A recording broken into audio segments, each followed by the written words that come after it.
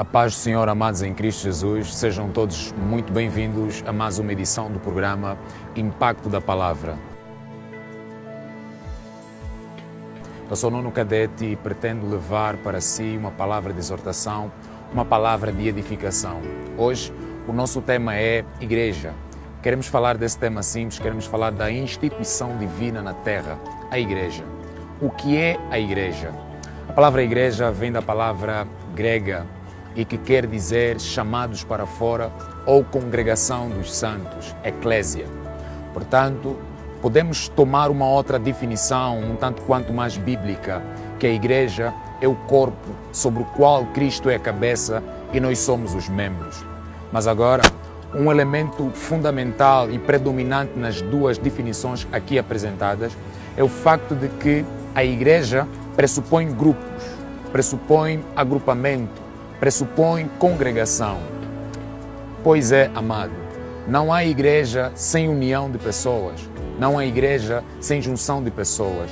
Por isso vai o apelo para você que não tem uma congregação, não tem uma igreja local, que tenhas uma igreja local, mas muito mais, que faças parte do corpo de Cristo na terra, que não pressupõe ou não resume-se simplesmente em congregar num lugar, mas fazer parte do corpo de Cristo, estar unidos entre irmãos, porque a união bíblica ela é diferente da união que nós aprendemos no conceito jurídico.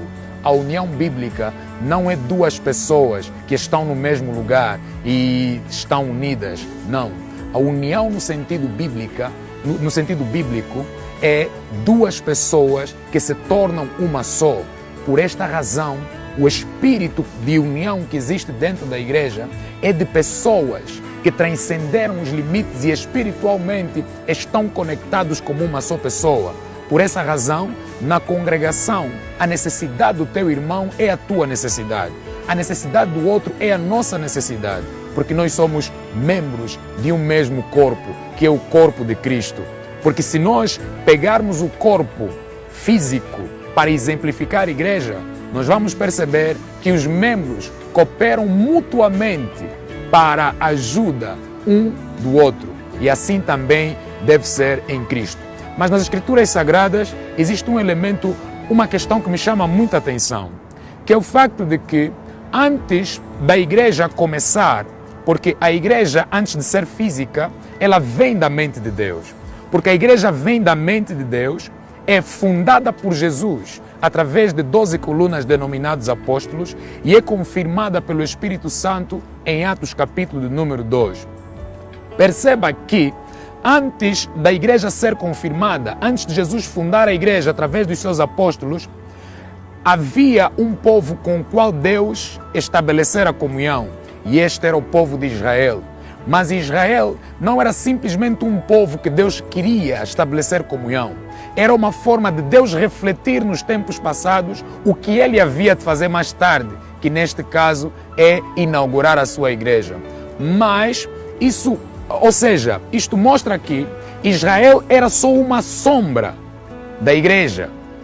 Mas vamos atentar para a Bíblia e reparar que em relação a Israel, sendo uma sombra da igreja, Deus tinha um extremo cuidado.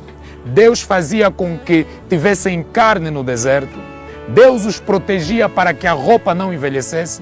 Deus os protegia de doenças. Deus os protegia de toda e qualquer sorte de enfermidade. Deus cuidava do seu povo. Amados, se Israel era só uma sombra, quanto mais nós, igreja, que somos a imagem daquilo que era sombra.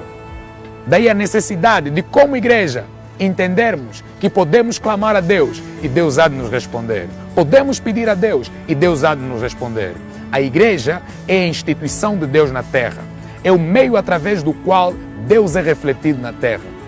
A principal missão da igreja é refletir o reino de Deus no meio dos homens. Pregar o evangelho, expor a vontade de Deus. E se ela não fizer isso, então ela está fora do seu propósito. Que em nome de Jesus Cristo de Nazaré, possamos ser aquilo que realmente Deus ordenou que sejamos, a igreja unida e que reflete o reino de Deus na terra.